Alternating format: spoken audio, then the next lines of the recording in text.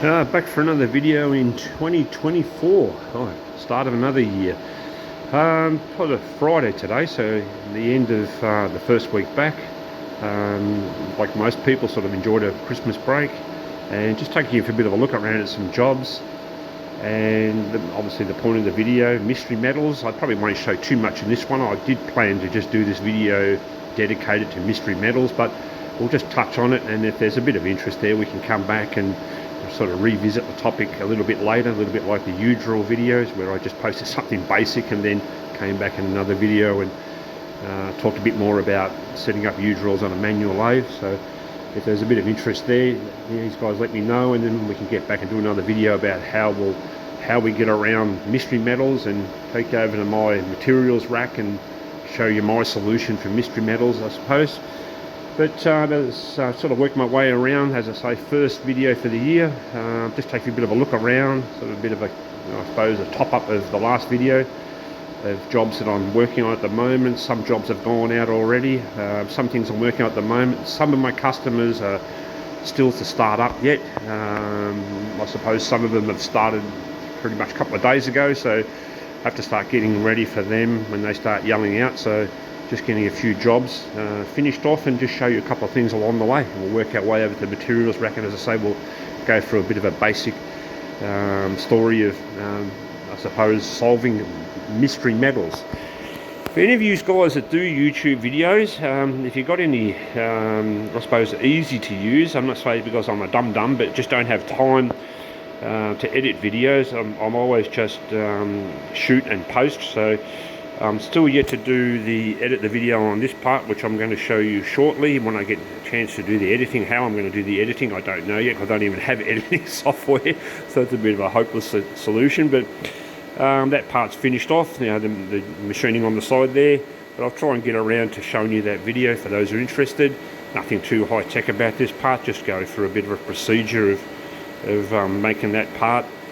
I do, as I've mentioned in the last video, I don't do anything high tech, so most of the parts that I do are pretty easy sort of things, just more so OEM parts for for local customers that need different parts made. I'll just show you a couple of things along the way.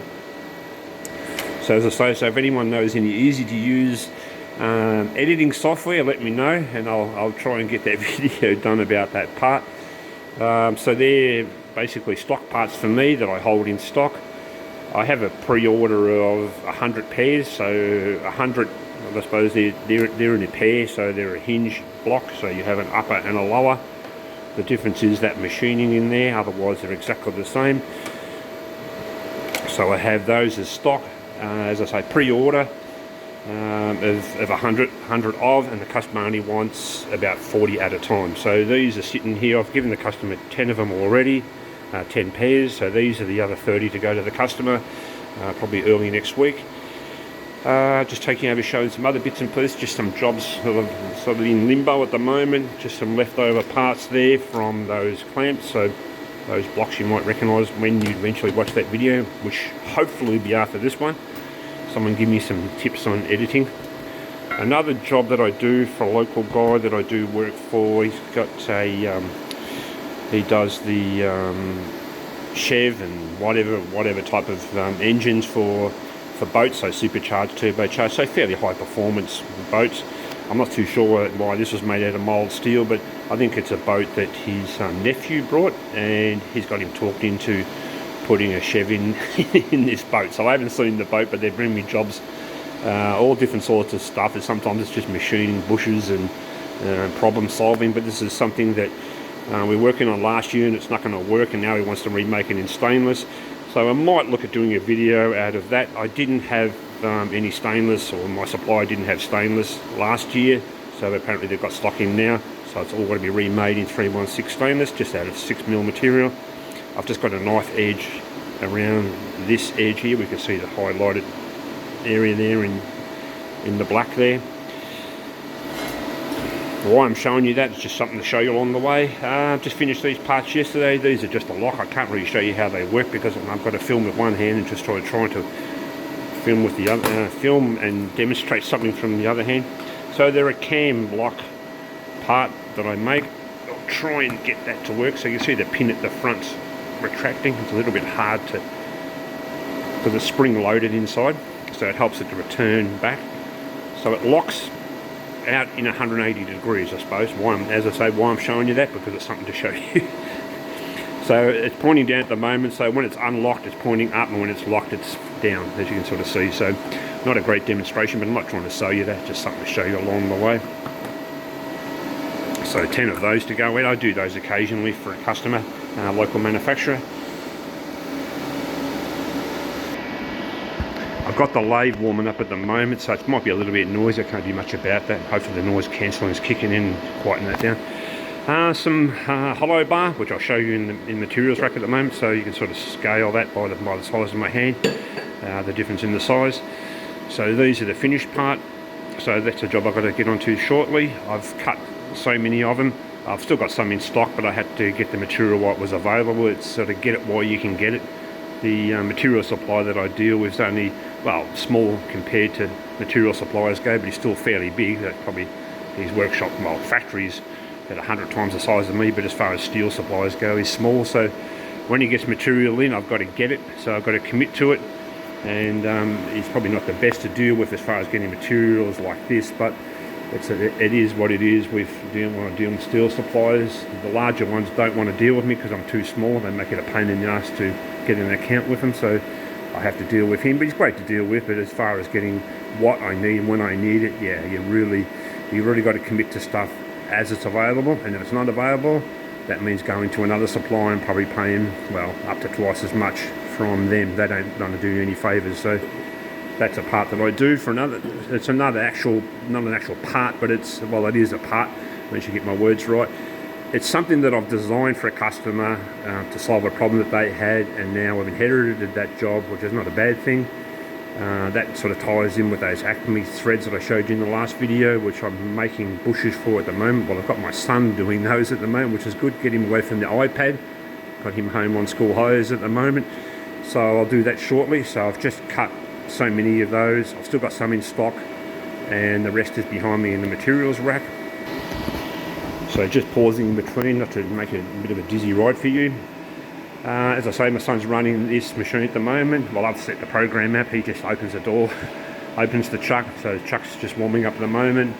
I'm pretty pedantic about my machine, so I I'll crank the slides up and down, X and Z, and just get the slideways all lubed up. Run the chuck for a fair while just to warm up the spindle. I'm a bit over the top in that regards as far as looking after my machines, but that's one job that my son will be coming out to do shortly as soon as I finish this video. He's inside enjoying his iPad at the moment. That's the raw stock there, so it's just cut off.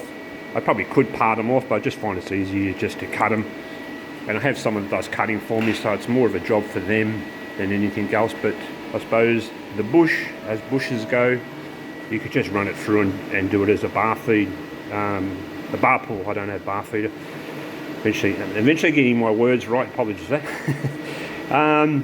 I usually do smaller parts of the bar pull, but I'd rather not do bar pull because the part might get caught up and not work out. So I just find it's easier just to cut them and just face each side. So face, bore, flip it over and face off the other side. Put on here and deburred later. So they just get deburred on one side and they get welded onto these threads here. So these turn into a handle later.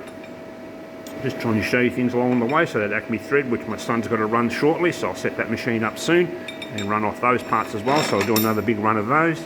I've cut some material there, the rest of it's in the rack. So I'll take you over and show you the whole reason for this video. Trying to fit my materials rack, not that I have a huge materials rack, but not too bad. The hollow bar down the bottom there still not cut, so I've brought more than I need, so that was a bit of a commitment.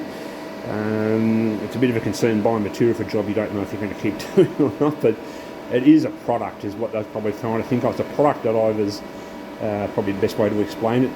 These rings here, so bringing you back over here, so these rings here, finishing here, is a product that I make. So that's the offcut, so I've had to cut it with an angle grinder of all things, so that was fun. So in my car garage cutting those, just trying to get the light up a little bit. Cutting those in my car garage. As most of you know, I work from home. If you've watched a few of my videos, you realise that now. So it's not too bad to shop. Hollow bar down the bottom there. I've had to clean up the rack to make room for that. More hollow bar above that, so for bushes, just makes it a bit easier than machining things out of solid. So bringing you around to the end, we've got a bit of an assortment there. You can see those larger sections down the bottom. Coming up further, that's the Acme threaded material, so there's no markings on that as far as grading goes. That's what I'll show you, just some basics. As I say, if there's a bit of interest there, I can come back and revisit the video. Apologies for the shaky camera. So they're just 3/4 1045, so I don't mark those, they just get stacked in there, and the grease is still on there from ready to be cut. So it just keeps them from rusting away. Explaining things that I probably don't need to explain, but going through the rack now, why the whole point of the video. The yellow ends are 1030, blue is 4140, so you can sort of see as you work our way up. Some offcuts of jobs. I don't generally try to keep too much material in stock because I don't have anywhere to put it. I don't have the largest shop. Just working my way up. Things that I use less will go up the top, or things that are too heavy will go down the bottom, a la hollow bar down the bottom. That's just an offcut from parts that I've had to buy a longer length to do a job, and there's a mixture of materials there. If I argument's sake, if I need a metre of something, I'll usually buy a length or a half length or whatever my material supplier might have in stock. The good thing about him is I can generally go in, not always, but I can generally get inside the factory and pick material. They get a little bit funny about that, but that's good about them. Try and do that at a large place, forget about it. They won't let you anywhere near their materials rack. So they're good that way, so I can go there and buy shorts, especially for one customer that I do. He needs different random bushes and things like that. That's what's good about having the hollow bar. As far as the grading goes, we'll go up a bit high and you'll see a big mixed bag, but there's a lot of squares, so I try to keep things on different levels. The 32s will be machined into a job, so that's why I've got a few lengths there. The ones that are marked 32, so I paint the ends with a paint pen, which I'll show you. The pink end is 1214, so that's a 1214 grade square bar, which I don't really use that much of, but I must have bought it for something. 304, so stuff that's usually stainless. I try not to put marking because sometimes it clashes with these colours. So you'll go through the rack there, sort of explains itself a little bit more. Yellows 1030, greens 1045, and 4140 in there. Normally that's on a separate rack with the 4140, but he's a shorty, so I just put him up here. Anything else short usually goes down behind my lathe. I usually I'm a bit of a tight ass, so I keep material that I probably should chuck out, but occasionally throw out shorter pieces when I get sick of sort of turning them over 50 times. They eventually find their way into the bin. But I usually try and keep shorter pieces because a lot of my customers only need shorter material. And working my way up, just bits of flat bar. Aluminium, why I'm showing you this, because it's just something to show you. Nylon for bushes that I make, so I normally buy a fair few of those. There's probably the balance of 50 lengths that I brought. They supplied us 1 metre lengths, and way up to the top it's a bit of a mixed bag. Stainless flat bar, the hex is actually 316 stainless, a bit of 100 by 100 RHS there, a rectangular hollow section for those not know what I mean. Galvanised, that's from fence posts from my front fence from a little while ago. Just a bit of a mixed bag up the top there. That doesn't get used much, so it goes way up the top. Alley's nice and light, and I don't do a lot of alley work, but I do occasionally. And the nylon's just sitting up there because I just want to get it out the way. It's normally sitting in a box, just working our way back down. So that's my materials rack. Everything comes off the materials rack, so I try to keep pretty organised. I like to keep things tidy and everything flowing well for my little small shop. Straight off the steel rack, straight onto here. So I've got this, I suppose, I'm trying to think of, I'm bugging for words at the moment. So we've got this roller here, I suppose. There's simple things you can't think of when when you're trying to shoot a video. So I've got this. You just move this up and down to keep the weight of the material when it's too long. And I've got a door over to me where the light's coming in, so I can put longer lengths way out there. So I have really long lengths I bring in, and I just cut those and then put them into stock. So as far as the 3/4 gauge, they came in as 6.1s, and I cut those and then put them into stock. So it's cheaper to work out that way. Steel supplier will supply them cut, but they do charge a premium.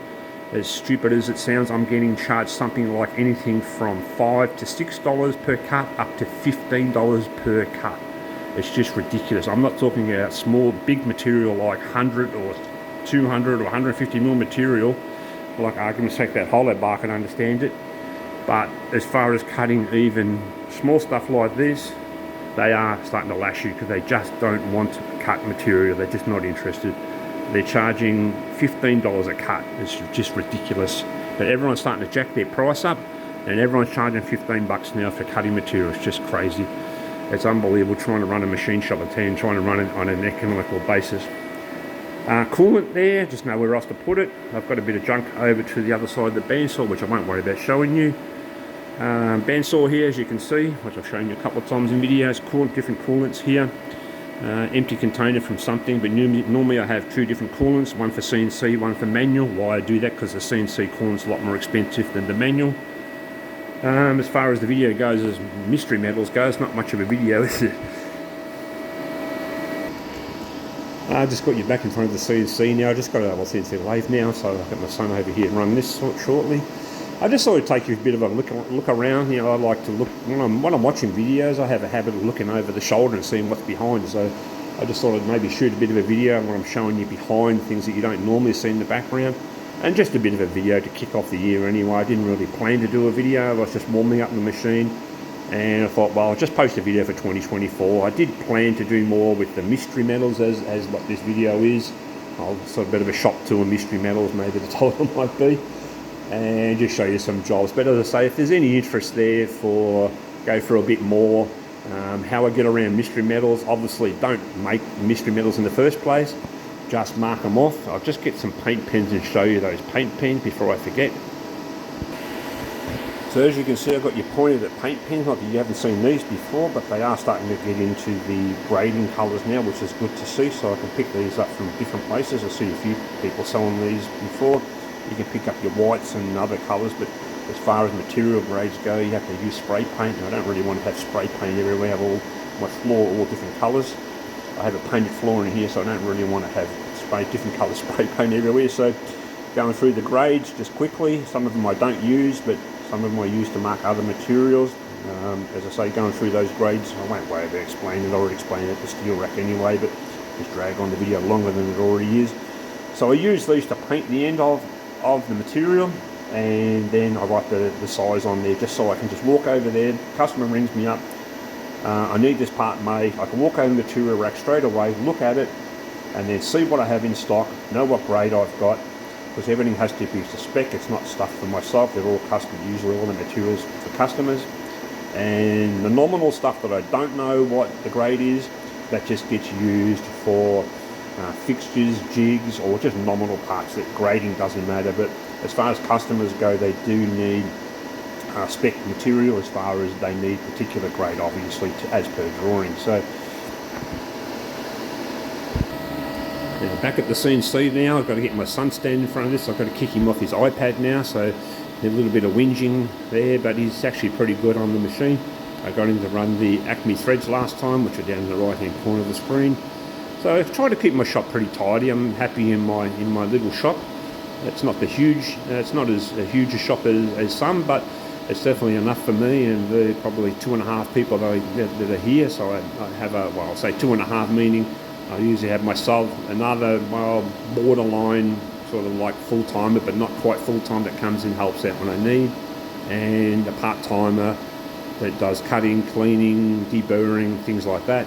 I just call him in as I need to, and now I'm starting to get the whip on my son to get him moving, get him off his tablet and get him moving. Unfortunately, he's more interested in the tablet than he is in the machine shop, so I don't know if he'll ever take over from me, but that's totally his choice. I'm not going to push him in that direction. But anyway, that'll probably do for this video. Just thought I'd wind it up here and look forward to seeing you back. Just a reminder, if anyone knows any easy to use software for editing videos, there's a fair few out there, but I haven't really looked, and I'll try and edit that video that you guys might have just watched prior to this one, I look forward to seeing you back shortly, and I'll talk to you guys soon. Okay, bye bye for now.